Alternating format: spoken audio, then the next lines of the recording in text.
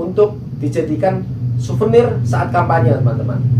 Nah, ini kesempatan teman-teman ya. Jadi kita bisa membuat untuk souvenir baik untuk caleg ya maupun untuk calon pemimpin yang lain.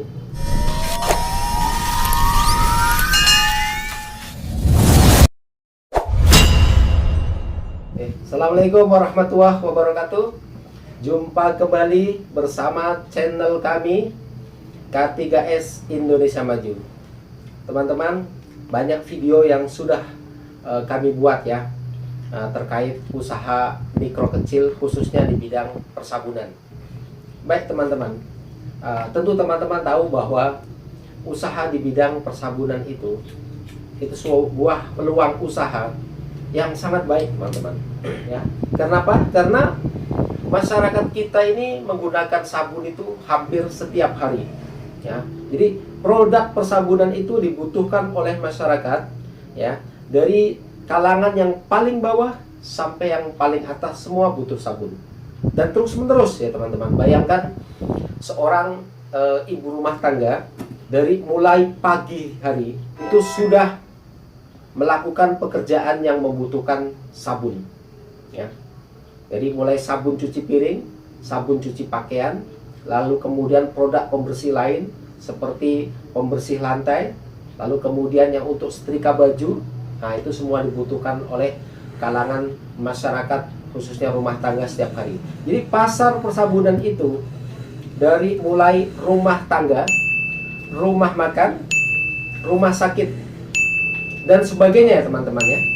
Nah, itu sangat dibutuhkan. Bahkan saat ini teman-teman, sebentar lagi kita akan di Indonesia ini akan ada pemilu ya teman-teman. Nah, itu sebuah peluang usaha atau pasar juga untuk bidang sabun teman-teman. Seperti contoh, nah ini salah satu produk yang sabun cuci piring kemasan 450 ml yang kemudian diminati oleh caleg ya, calon legislatif untuk dijadikan souvenir saat kampanye, teman-teman. Nah, ini kesempatan teman-teman ya. Jadi kita bisa membuat untuk souvenir baik untuk caleg ya maupun untuk calon pemimpin yang lain sebagai souvenir ya teman-teman ya. Nah, seperti ini contohnya tadi. Nah, itulah teman-teman. Jadi jangan pernah ragu lagi. Kenapa? Ketika Anda memilih satu bidang usaha, terutama untuk pemula di bidang persabunan, itu adalah pilihan yang tepat, teman-teman. Ya, pilihan yang tepat. Kenapa? Karena peluangnya itu sungguh luar biasa. Dan kita pun bisa memulai ya dengan modal yang cukup kecil, teman-teman. Ya, saya sampai menggolongkan ada 3 jenis kategori untuk pemula, yaitu yang masih mikro gitu ya. Modalnya masih di bawah 1 juta rupiah sudah cukup, teman-teman. Ya, kemarin ada yang bertanya, kalau 1 juta rupiah modal untuk pemula itu bisa seperti apa, Bang? Ya, kita bisa memulai dengan misalkan 1 juta rupiah dengan membeli alat-alat masih belum pakai mesin ya, dengan membeli ember, beli spatula ya, terus kelengkapan untuk mengaduk yang lainnya, lalu beli bahan baku misalkan 600.000, itu masih 1 juta masih cukup, teman-teman, untuk memula ya. Lalu kemudian kategori yang kedua, kategori yang kecil ya, atau boleh dibilang sedang ya, itu sekitar modalnya antara 4 sampai 5 juta. Sudah memiliki mesin untuk mengaduk ya teman-teman, sudah dilengkapi dengan salah satu perizinan mungkin ya, yaitu izin dasarnya misalkan izin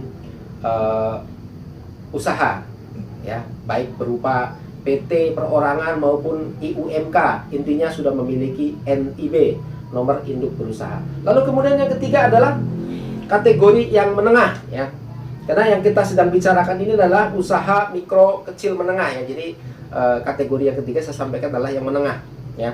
Menengah dengan memiliki peralatan yang cukup lengkap, lalu kemudian pembelian bahan juga cukup, karena tentu teman-teman tahu bahwa ketika kita mulai melakukan produksi ya, tentu harus berhitung ya, sudah memiliki yang namanya HPP, harga pokok produksi, di mana harga pokok produksi itu akan berpengaruh terhadap pembelanjaan. Ya, misalkan kita belanjanya sedikit, ya tentu akan berpengaruh, di mana rumus hukum ongkir, ya, ongkos kirim, semakin banyak hitungannya, kalkulasinya akan lebih murah, kan begitu. Kalau kita beli bahan bakunya sedikit, tentu kalkulasi terhadap ongkirnya akan lebih mahal. Semakin banyak pula membeli bahan baku, biasanya makin murah juga harganya. Nah, itu berkaitan dengan HPP ya. Maka kalau kategori menengah itu pasti HPP akan tertekan, teman-teman. Dan kategori yang menengah tentu perizinan pun sudah lengkap. Total berapa kira-kira ya? Antara 20 sampai 30 juta itu sudah memiliki bidang usaha di bidang persabunan yang kategori menengah. Selanjutnya terkait pemasaran yang tadi saya sudah sebutkan ya, teman-teman. Zaman sekarang ini lebih mudah lagi loh, teman-teman. Ya, dibanding dengan zaman dahulu.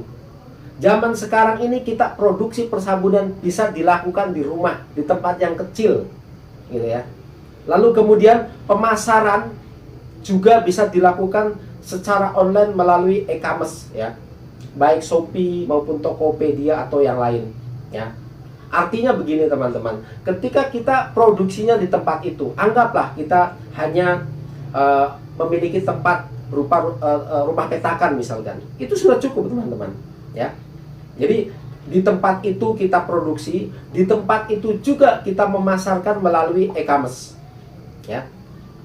Begitulah, teman-teman ya, begitu mudahnya zaman sekarang ini untuk memasarkan produk-produk. Begitu, teman-teman, kurang lebih kira-kira.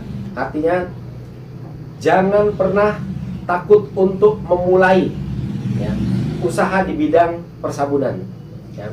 Pasarnya sangat luas, modalnya bisa dimulai dari yang kecil gitu ya.